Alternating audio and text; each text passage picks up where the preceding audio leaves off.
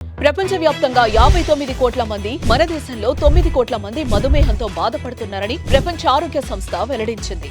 ప్రతి 7గురిలో ఒకరు డయాబెటిస్ తో బాధపడుతున్నారు. భవిష్యత్తులో ప్రతి 7గురిలో 4 అయ్యే అంచనా. డయాబెటిస్ మీద పూర్తి అవగాహన అందించి డయాబెటిస్ నుంచి తెలుగు ప్రజలను కాపాడే ప్రయత్నం చేస్తోంది సుమన్ టీవీ.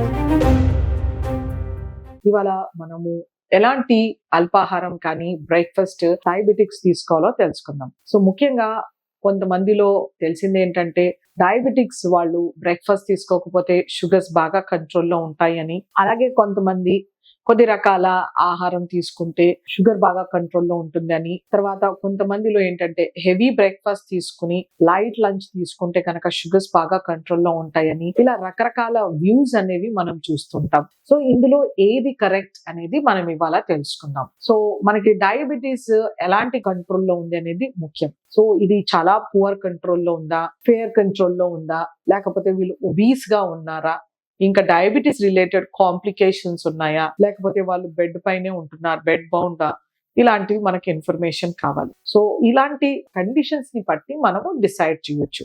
అన్కంట్రోల్ డయాబెటీస్ ఉంది, చాలా ఒబీస్ గా ఉన్నారు, షుగర్ అసలు కంట్రోల్ అవ్వట్లేదు అంటే వాళ్ళకి మనము కార్బోహైడ్రేట్ ని బ్రేక్ఫాస్ట్ లో రెస్ట్రిక్ట్ చేసి దాన్ని లంచ్ అండ్ ఎర్లీ డిన్నర్ లో మనం ఇచ్చినప్పుడు వాళ్ళకి ఆ షుగర్స్ అనేవి బాగా కంట్రోల్లో ఉంటాయి. ఎస్పెషల్లీ కొంతమందిలో ఏంటంటే పొద్దునే ఒక కప్పు టీ, కాఫీ, ఒక 2 రస్కులు కానీ, 2-3 బిస్కెట్స్, గుడ్ డే బిస్కెట్స్ ఉండొచ్చు, లేకపోతే రాగి బిస్కెట్స్ కానీ, మ్యారీగోల్డ్ బిస్కెట్స్ కానీ, ఇలాంటివి తీసుకుంటూ ఉంటారనమాట. సో ఇలా చేయడం వలన మనకి carbohydrate content, refined carbohydrate content పెరుగుతుంది, సో షుగర్స్ పెరుగుతాయి.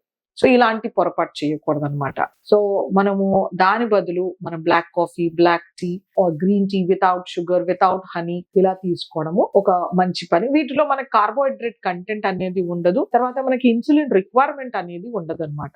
బ్రేక్ఫాస్ట్ తీసుకునేటప్పుడు మనం ఒకటి జాగ్రత్తగా ఆలోచించాల్సింది ఏంటంటే పోర్షన్ కంట్రోల్ అనేది ఇంపార్టెంట్. మనము శుభ్రంగా 6-7 ఇడ్లీలు పెట్టుకోవడము, 3-4 దోసలు వేసుకోవడము, రకరకాల చట్నీలు వేసుకొని తినడం ఇలా చేయకుండాను మనము తక్కువ మోతాదులో ఇడ్లీ చేసినప్పుడు మనము అది కొర్రల ఇడ్లీయా, జొన్న ఇడ్లీయా, లేకపోతే దంపుడు బియ్యం ఇడ్లీయా, ఉప్పుడు బియ్యం ఇడ్లీయా, లేకపోతే మినుములతో చేసిందా, లేకపోతే మినపప్పుతో చేసిందా, మనం కొద్ది రకాల న్యూట్రియన్స్ ని యాడ్ చేసుకోవచ్చు. సో అవి 1-2 ఇడ్లీస్ కన్నా మీడియం సైజ్ లో ఉండాలి, పెద్దగా ఉండకూడదు. సో ఆ ఇడ్లీకి ఎక్కువ మోతాదులో సాంబార్ అంటే కూరగాయలు వేసుకుని దాంట్లో మనం క్యారెట్, బీన్స్, టొమాటోస్, ఆనియన్స్ ఇలాంటివి ఎక్కువ మోతాదులో ఒక 500 ml వరకు ఉండేలాగా చూసుకుని దాంట్లోకి 2 చిన్న ఇడ్లీలు వేసుకుని తింటే కనుక మన షుగర్స్ బాగా ఉంటాయి. ఎప్పుడైతే మనం మిల్లెట్స్ తో చేస్తామో అప్పుడు మనకి ఇంకా ఎక్కువ షుగర్స్ కంట్రోల్లో ఉంటాయి. అలాగే సేమ్ మనం దోశ చేసినప్పుడు కూడా నల్ల మినుములు, వీటిలో కొంత మెంతులు వేయడము, అలాగే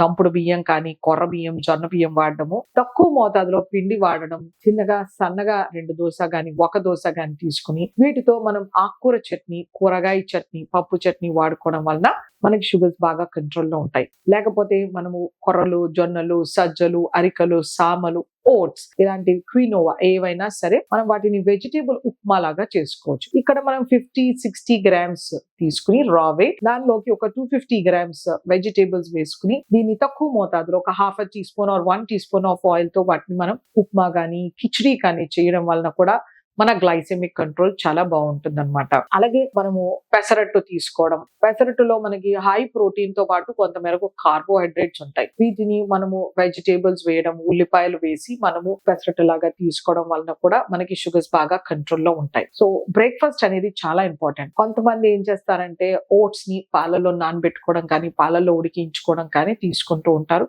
తక్కువ మోతాదులో అంటే ఒక 200 ml మిల్క్ లో 15-20 గ్రామ్స్ ఆఫ్ ఓట్స్ వేసి కొన్ని డ్రై ఫ్రూట్స్ నట్స్ వేసుకొని తీసుకుంటూ ఉంటారు. సో ఇలా కూడా చెయ్యొచ్చు. కాకపోతే ఫ్యాట్ ఫ్రీ మిల్క్ వాడుకోవాల్సి ఉంటుంది. కొద్ది మోతాదులో 30 or 25 గ్రామ్స్ ఆఫ్ ఓట్స్, ఒక చిన్న కప్ ఆఫ్ ఒక 30 or 25 గ్రామ్స్ ఆఫ్ నట్స్ వాడుకుని ఓట్స్ ని కూడా అలా చేసుకోవచ్చు. లేకపోతే మనం తీసుకునే గోధుమ పిండి కానీ, జొన్న పిండిని కూడా మనం పాలల్లో ఉడికించి వాటిలో కూడా మనము డ్రై నట్స్ వేసుకోవడము ఇలా కూడా చేయొచ్చు అనమాట.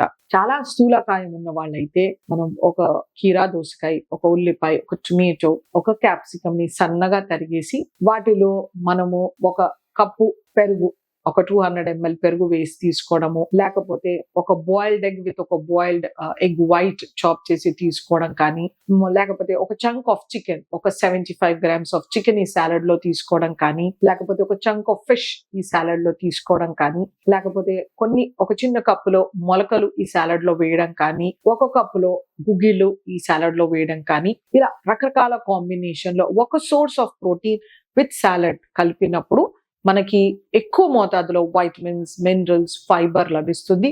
అలాగే సెషైటీ, పొట్ట నిండిన ఫీలింగ్ వస్తుంది. తర్వాత షుగర్స్ కూడా బాగా కంట్రోల్లో ఉంటుంది. వీళ్ళు వెయిట్ రిడక్షన్ కి, గ్లైసెమిక్ కంట్రోల్ కి చాలా హెల్ప్ చేస్తుంది అనమాట. సో ఇలాంటి హెల్దీ బ్రేక్ఫాస్ట్ కూడా ట్రై చేయొచ్చు. మనకి మార్కెట్ లో రకరకాల బ్రేక్ఫాస్ట్ సీరియల్స్ లభిస్తాయి. అవి షుగర్ కోటెడ్ ఉండొచ్చు, వీట్ ఫ్లేక్స్ కానీ, మ్యూస్లీ కానీ, అవి జాగ్రత్తగా వాటిలో వేసే డ్రై ప్రూన్స్ కానీ, ఇంకా రకరకాల కిష్మిష్ ఇలాంటివి వేస్తూ ఉంటారు, డేట్స్ కానీ, అవి జాగ్రత్తగా చూడాలి. అవి షుగర్స్ పెంచే ఛాన్స్ ఉంటాయి.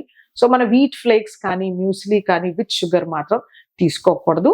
సో డ్రై ఓట్స్ కానీ, వైట్ ఓట్స్ కానీ తీసుకోవచ్చు, ఎటువంటి ఇబ్బంది లేదు. దాని ఉప్మా కానీ, దోశ కానీ, లేకపోతే పాలల్లో వేసి కొన్ని నట్స్ వేసి తీసుకోవచ్చు. సో ఇలా మోతాదుగా ఒక హెల్దీ న్యూట్రిషియస్ బ్రేక్ఫాస్ట్ తీసుకుంటే డయాబెటిక్స్ కి మేలు జరుగుతుంది. వాళ్ళు ఎక్కువ మోతాదులో నూనె వేయకుండాను, వెన్న, మీగడ వాడకుండా ఇలాంటి హెల్దీ బ్రేక్ఫాస్ట్ చేయడం వలన వీళ్ళ డయాబెటీస్ చాలా బాగా కంట్రోల్లో ఉంటుంది.